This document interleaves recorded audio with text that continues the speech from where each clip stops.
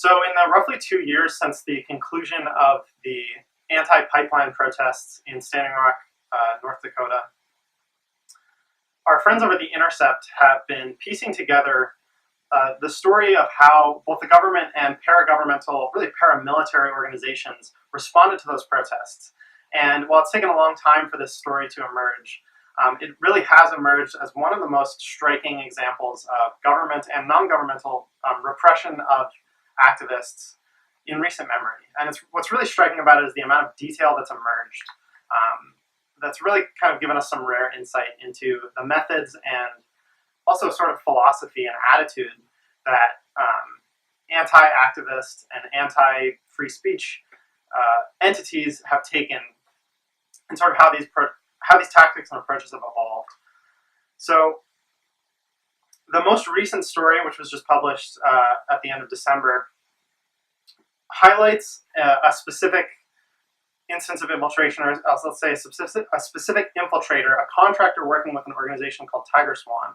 And Tiger Swan, a bit of background, all of this having come out through The Intercept's coverage. Tiger Swan is basically a paramilitary organization staffed entirely by mostly contractors who are former Defense Department contractors or even former U.S. military operatives. Quote from the article, it's talking about this infiltrator named McCullough. Like other contractors working for Tiger Swan, McCullough had developed the skills he deployed in the Dakota Access Pipeline fight during the U.S. war in Iraq, where he served as a Marine Corps interrogator and counterintelligence specialist. So basically, the people who we've been investing, trillions of dollars into training to fight terrorists on the other side of the world, we're taking these same people and these same skills and applying them to nonviolent protesters, peaceful activists and protesters in the United States. So McCullough really is an example of the kind of people that Tiger Swan is hiring. It was founded by a former Delta Force commander. This is the group that really kind of first gained notoriety in 2016 when video of attack dogs being unleashed on unarmed pipeline protesters went viral online. And this was really an episode that kind of sparked the Standing Rock movement to explode. So again, to quote The Intercept, U.S. military trained operatives applying lessons learned fighting insurgencies abroad to thousands of pipeline opponents engaged in protests against a Fortune 500 energy giant at home. So the connection between our military operations overseas and the sort of capitalist industrial complex with our government right here at home, where large Fortune 500 companies are basically using both actual police forces and paramilitary organizations staffed entirely by people who are trained by the military or the police as essentially a private security force to enhance their profit motive. So the Intercept story, the most recent story, really goes into some of the tactics that these contractors used to actually infiltrate through individuals into the pipeline movement, gaining trust and kind of trying to sow discord. And we can't be sure whether these infiltration tactics really made a difference in the outcome of the No DAPL protest, but to quote, what is apparent is a creeping distrust infected the No DAPL movement as the months wore on and rumors of infiltration proliferated. So what does this infiltration actually look like? And this is, again, where the story gets really remarkable, is how much insight we've kind of gleaned into this. So this is from interviews with current and former Tiger Swan contractors, as well as many documents and emails that have been leaked. All of these contractors are cooperating anonymously with The Intercept. So stories of government infiltration into social movements are, of course, abundant. But again, this is really kind of an unprecedented, not entirely unprecedented, but a rare degree of insight into these tactics. So this is an email written by this infiltrator that the article talks about a lot, named Joe McCullough, who, again, former Marine Corps interrogator, counterintelligence specialist, served in Iraq. And now he's writing this email about nonviolent protesters on American soil. We will win no matter what. If they agree to inform for pay, we get intel. If they tell our pitchman to go fuck himself, herself, the activist will start wondering who did take the money, and it'll cause conflict within the activist groups, and it won't cost us anything. So this is describing, paramilitary security contractors basically seeking out individual activists and trying to flip them to make them informants against the movement. And it highlights the fact that basically the government has a win-win strategy available to them here. They can be pretty open about pursuing informants, using either money or the threat of prosecution or other things we'll talk about in a moment to kind of pressure and influence people into turning against the movement with basically no risk to themselves. Because even if people don't agree to go along, they can sow so much distrust within the movement that, so now if someone has come to me and asked me to inform and I say no, now I'm wondering who did accept that offer, maybe who I can't trust. So of course there's never any doubt, and through the entire pipeline resistance movement and in really any prominent social justice movement today, there's no doubt that private security firms are working side by side and really hand in hand with police forces to serve the agenda of a private corporation. This was the No Dapple case. There's no doubt that social media activity was being monitored, but what's really striking again about the Intercept's coverage is that combined with some other revelations elsewhere, it really reveals the shocking extent of how deep this kind of infiltration has gone, and how many people within the movement were either informing, or were actually directly contractors of these sort of paramilitary organizations. So again, the most recent story goes into the playbook of these organizations, and talks about how, kind of step one is Tiger Swan would really seek out individuals within the movement who were down on their luck in various ways. So people struggling financially, or a really common theme, targeting people who are struggling with addiction. And so this was really focused in Iowa and other parts of the Midwest, where the kind of emergent opioid crisis at that time was really concentrated. So a lot of people struggling with addiction, struggling with kind of financial hardships that grow out of that. And these presented, opportunities for these paramilitary forces to manipulate and exploit, difficulties that people were going through. And again, just to kind of reiterate the grotesqueness of this approach, we're talking about people who are not engaged in any illegal activity, and who can't reasonably be suspected of being engaged in illegal activity. That's not to say that there was no legally questionable activity happening in the No Dapple movement. Most of it was happening above ground, but many of the specific people targeted were not engaged in any kind of criminal conspiracy beyond participating openly in protests where they might spend some time on private property or even be engaged in civil disobedience. So we're talking about the government kind of exploiting people who are in desperate situations, who are not involved in any kind of violent crime, any kind of grand criminal conspiracy, but mostly just exercising free speech protected activity. So Tiger Swan's operatives would single out basically these vulnerable activists and manipulate them either with money or with threats. So people who are facing unrelated legal troubles was another theme. And this is a theme that we've known, kind of over time in many movements, is that when people have are facing, maybe a criminal prosecution that's unrelated to the movement, this creates an opportunity for law enforcement or extra-governmental organizations to kind of open negotiation with them and say, we're going to come down on you really hard if you don't cooperate. So for example, The Intercept tells the story of one activist who was completely kicked out of the pipeline resistance movement after he was wrongfully accused of passing information to law enforcement, thanks to fears stoked by Tiger Swan's infiltration efforts. So it didn't really matter whether Tiger Swan was successfully able to recruit informants, because their efforts would sow enough distrust within the movement that it would really kind of dissolve the community.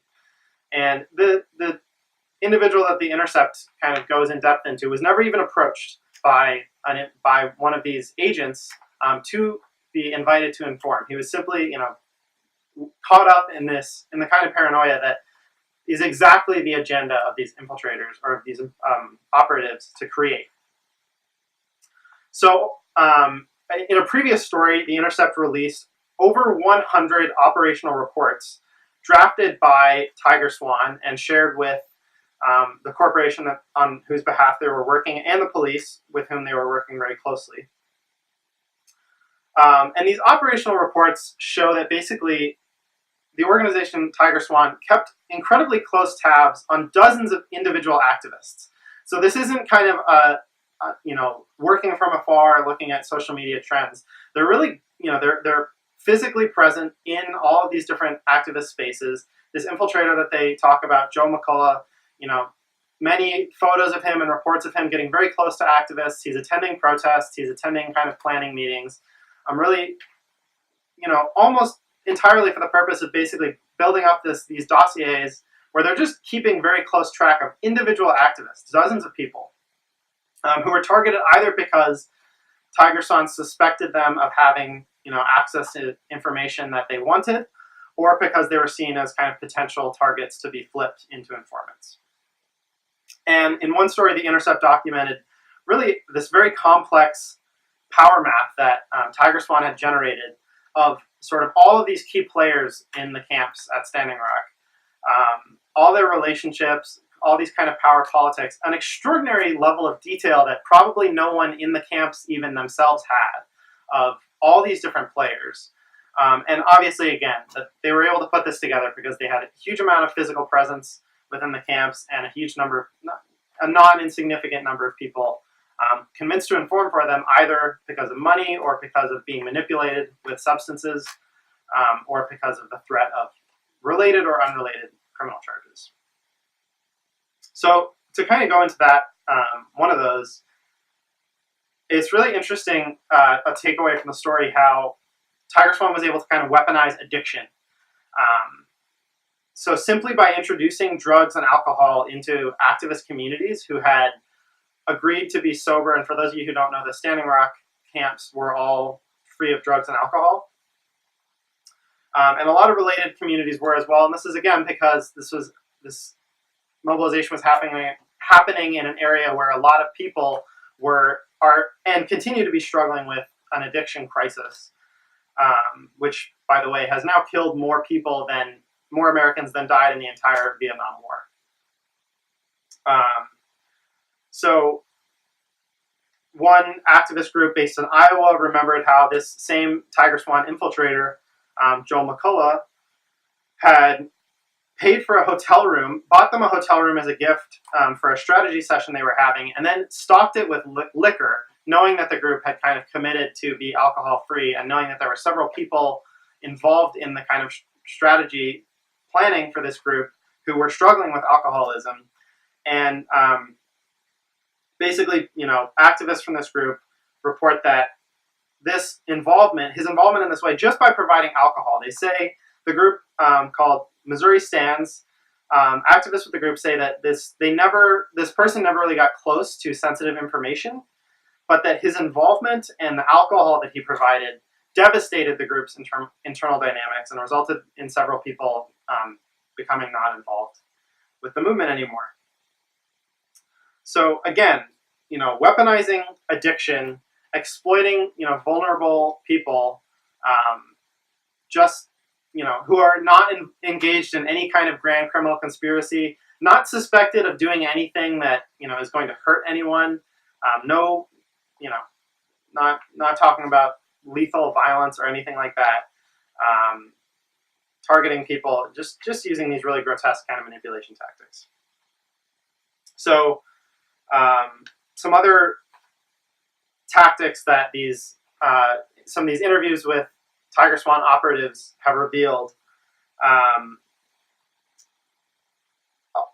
of several intimidation tactics that were known at the time. So for example, protesters, and a lot of us remember that protesters at Standing Rock talking about these frequent helicopter flights or plane flights that would be flying over the camp all through the night, just making a huge amount of noise and kind of obviously intended to scare people.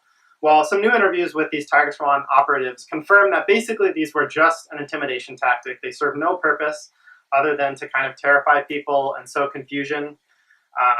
Another tactic that The Intercept kind of exposed as having no point other than intimidation was Tiger Swan gaining access to the radio frequencies that protesters were using to communicate, and basically just spreading misinformation over them, or, at one point, just sending these very bizarre communications in the middle of the night repeatedly, just to kind of sow confusion and discord. And really, as some of these interviews painted, as just kind of this bizarre game for these paramilitary operatives.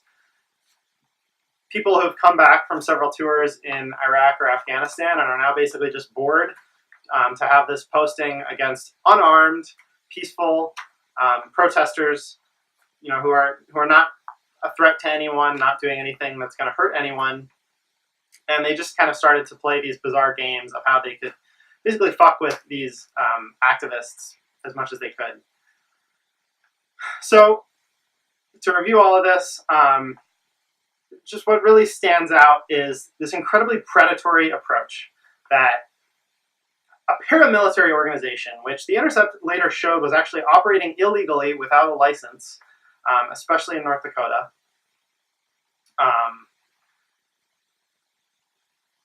working very, very closely, working hand in hand with several police departments and the National Guard, taking an incredibly predatory approach, exploiting vulnerable activists, weaponizing money or addiction or threats of prosecution, unrelated threats of prosecution being weaponized against people, stoking fear of infiltration to try to create accusations against other activists, which again was very successful and has been very successful in past movements.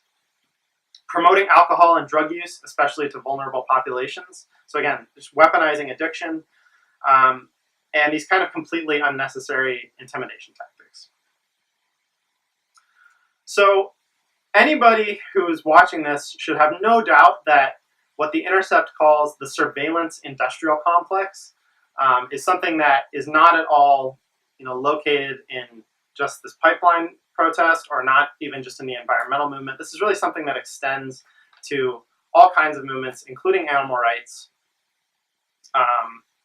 There are countless examples of infiltration into animal liberation organizations of various kinds. There's a few that I wanted to talk about before we wrap up here, because there's really just a striking resemblance to some of the tactics that have been used against animal rights groups, and certainly other groups, and some of the tactics that were really documented with a kind of a new level of detail by this Intercept investigation. So, start with probably the most infamous case of an infiltration of activist groups in probably any movement since the FBI's counterintelligence program attempted to derail Martin Luther King Jr.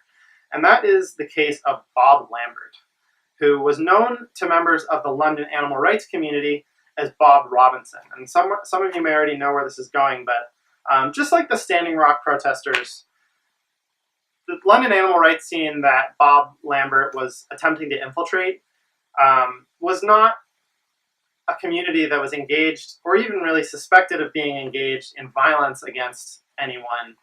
They never killed or injured anybody. And yet, in both cases, and countless other cases, activists are met with military and counterterrorism style tactics, literally tactics developed by counterterrorism units in Iraq or Afghanistan, people trained as interrogators or counterterrorism specialists in these places, now targeting free speech activity right here in the United States, right in the United Kingdom. So Tiger Swan, we talked about targeting vulnerable activists, especially focusing on addiction. Scotland Yard, which employed Bob Robinson, had a very different tactic. Not a very different tactic, a similar tactic, instead of addiction, targeting young, economically vulnerable women, and essentially weaponizing sex rather than weaponizing addiction as a means of gaining trust and access. So, hear this. According to the BBC, throughout his undercover work, the officer had 4 relationships with women in groups he was tasked to target, 2 of them long-term. When he formed a relationship with Jackie, he would spend part of the week with her before disappearing off to join his wife and 2 children elsewhere. So, who's Jackie? Jackie is the woman who eventually became pregnant, giving birth and spending 2 years raising a baby with a man who was living under a completely false identity, before he one day vanished without a word. And this officer was never sanctioned for literally deceiving a completely nonviolent protester, a woman who was not suspected of any violent activity, into having a child with him under false pretenses. He was never disciplined in any way. This was totally okay as far as law enforcement in this case was concerned. It's really just hard to imagine a more grotesque example of predatory behavior being taken in the name of law enforcement against a person who was not even breaking any law. She was never convicted or even charged with any crimes, and she had to kind of suffer this extreme kind of victimization at the hands of law enforcement. Or another story from the Austrian animal rights organization VGT, who discovered, after learning kind of from a disclosure by the police, that they had been infiltrated by a woman who was recruited from prison. So she was offered kind of leniency on a prison conviction to spy on this organization, this animal rights organization. She was continuously manipulated by the police using her acute alcoholism. So they used alcohol to kind of continually manipulate her. And again, this was an organization that was not engaged in any law-breaking activity. Nobody was ever charged with any crimes. If you have any doubt that the same tactics are being applied right here in the US, just remember that animal rights is considered a top domestic terrorism threat by the FBI.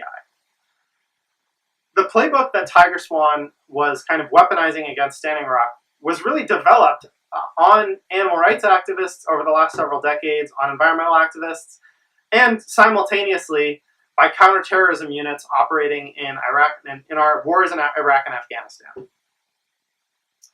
All of this in spite of the fact that, as the Huffington Post says, no action by the ELF, that's the Earth Liberation Front, or the Animal Liberation Front in the United States has in fact ever killed or injured anyone. This basically goes to show that there is no line that law enforcement will not cross to persecute and attempt to prosecute environmental and animal rights activists who are engaged in no serious lawbreaking, certainly not engaged in any kind of lawbreaking that the public seriously disagrees with. The kinds of, supposedly criminal activity that these organizations are involved in often have broad public support. Certainly, if you take the example of Open Rescue, there's obviously disagreement about whether this is justified by legal necessity, but it has extremely broad public support, and yet you see the FBI weaponizing counterterrorism strategies, destroying people's lives, with total impunity and with seemingly no kind of moral quandaries at all about, really just kind of perverse, disgusting tactics against totally innocent people, totally well-intentioned people. I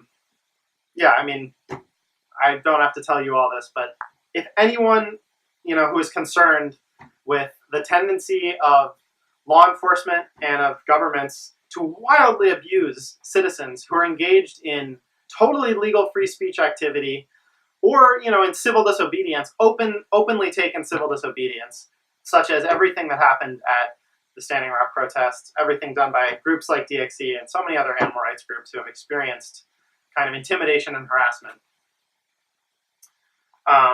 Whether this abuse is taken by governments against environmentalists, whether it's taken against animal rights activists, whether it's taken against so-called black identity extremists, which we recently learned is the FBI's kind of moniker for groups like Black Lives Matter, this needs to concern all of us. This is an issue that we all need to really be, and I don't just mean all of these movements. I mean anyone in society who thinks that a law-abiding citizen or someone who's not engaged in any kind of violence should not have their own government be, trying to manipulate them with addiction, with a medical crisis, a medical epidemic, or with sex, or, weaponizing other unrelated prosecutions, or, just with money.